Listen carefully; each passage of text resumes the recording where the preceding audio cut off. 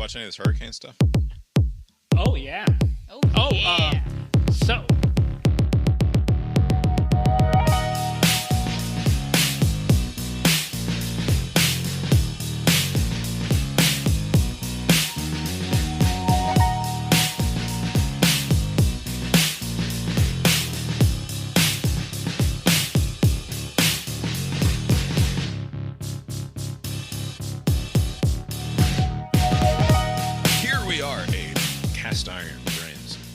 Podcast that was perfectly content to take some time off from recording an episode this week. Until, that is, we received a mysterious communique from a local official that suggests a hidden truth that our leaders have been hiding from us, possibly for generations. The message? An obvious and cheap cover-up coming on the heels of an inconvenient intrusion of reality. Reads like this. Dear families, earlier today, a substitute staff member accidentally knocked a button that turns on a rarely used alarm that sounds like a foghorn. Since we do not use this alarm system regularly, there was some brief confusion about whether this was a fire alarm or other security alarm. Some classes very briefly went into lockdown. Classes resumed quickly after the distraction. We will work to disarm or better communicate the use of this alarm to avoid confusion in the future. Much love. Redacted. Oh, she's so great. In the 30 or so hours since this unexploded bombshell was delivered into this podcast's inbox, we have only just begun to uncover the horrible truths that this message hints exist just below the surface of our idyllic civic lives. An alarm that sounds like a foghorn? An alert system whose true purpose is known only to a select few. We are some 150 miles from the coast, it must be noted. Yet for unknown or at least publicly undisclosed reasons, our schools are equipped with a nautical warning system designed to inform ocean-going vessels in the event of severe weather that they are in imminent danger of crashing headlong into unforgiving Earth? Answers have thus far been difficult to come by, but rest assured this podcast will not stop asking the right questions until whatever terrible truth they're trying to hide from us, the God-fearing, tax-paying great American citizens of all political and religious affiliations who are the real backbone of this country. Questions like, is the government or some other affiliated entity preparing to use our schools as lighthouses, or even perhaps as large ships or arks in the event of catastrophic sea level rise leading to global flood? Who will have access to these facilities when the waters start to rise? Is there any reason to believe that we have fallen behind the Red Chinese or Putin's reforming Soviet bloc in the design and deployment of these floating emergency structures? Will they be equipped with an offensive arsenal or merely defensive countermeasures? And what is the precise ratio of virile men to women of childbearing age that will allow for a quick replenishment of the population after the waters have receded? You mentioned the ratio of 10 women to each man. Wouldn't that necessitate the abandonment of the so-called monogamous sexual relationship? I mean, as far as men were concerned. Regrettably, yes. But it is, a sacrifice required for the future of the human race. I hasten to add that since each man will be required to do prodigious service along these lines, the women will have to be selected for their sexual characteristics, which will have to be of a highly stimulating nature. And it is of paramount importance that whatever the perfectly reasonable answer to these questions, that we figure out just who tried to blow the lid on this whole thing. What anti-American infiltrator has slipped into our school and just started pushing unmarked buttons willy-nilly? There's a war on, after all.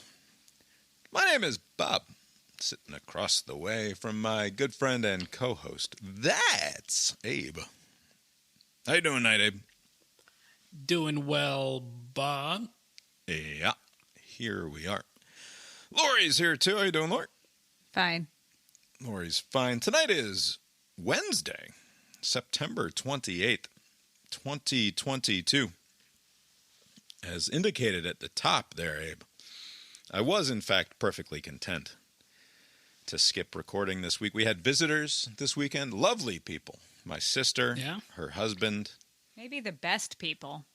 Very calming, soothing presence to have them around. Mayo and Catherine.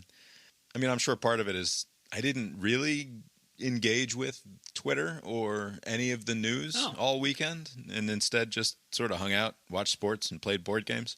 So I got to Monday night, and after having perused the news for a couple of hours on Monday afternoon, I wasn't properly riled up with any takes. You watched a little news on Sunday. We watched the Sunday morning shows, but nothing was like really They were boring. jumping out at me. Right.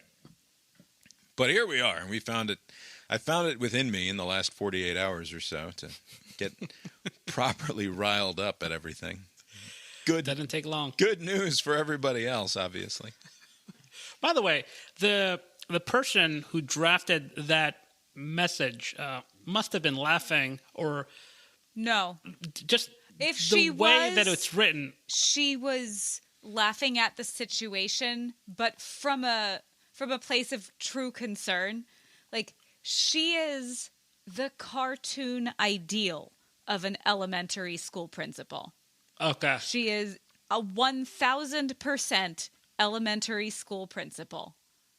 And it's like a bummer that we can't say her name because it is what we you could. would It just hope. wouldn't be smart. It just wouldn't be nice.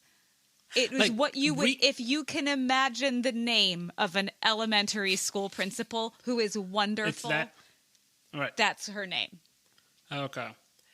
I mean, because it didn't really answer anything, right? I mean, like the email. Nope. It only raises questions. It doesn't answer any questions at all. Like, I know, I mean, to the people who experienced it's helpful to tell them, like, it sounded like a foghorn.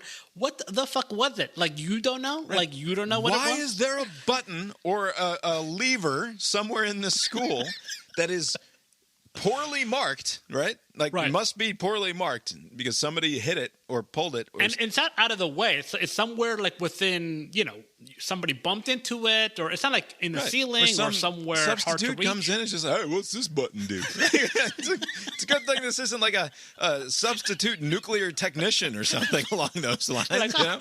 This is new. I've never seen this. But, Let's like, see what is happens. the button? Like, obviously, I'm being silly with the open, I guess, but like, what does the fucking alert do? The foghorn sounding alarm that is not a fire alarm. And why don't they use it? That's Right. cool. So it's got to be some sort of distress signal, and it would be distressing to share that with the parents. Nuclear is all I can think Right, of. like, is it a throwback to, like, because the Yeah, school is old enough, like, it's a pre-Red Dawn, like, sort of school. Okay. So maybe it's a here come the Rooskies kind Like, of alarm. it really might be that. Yeah. Right. I mean, I guess it would be uncalled for. Better to leave it mysterious like this than to come up with a fake backstory, right? I mean, yeah. you're actually communicating. Because I would say, like, oh, it's an outdated PA system thing, and it just made this weird noise, so don't worry. We're going to uninstall it. I want to go to and the just be done with the next PTA meeting and give the exact speech that I just gave at the top of this show. You should do it. You- Apply for a school bus driver job while you're there. Yeah, that's just who Right. they want driving the bus. They must have They're gotten not. some They emails. can't I afford just- to be picky right now. They must have received some emails like, what? No. Like, No. I did not, and I still might, but I want to send her an email that just says, "Is the school a lighthouse?" Like,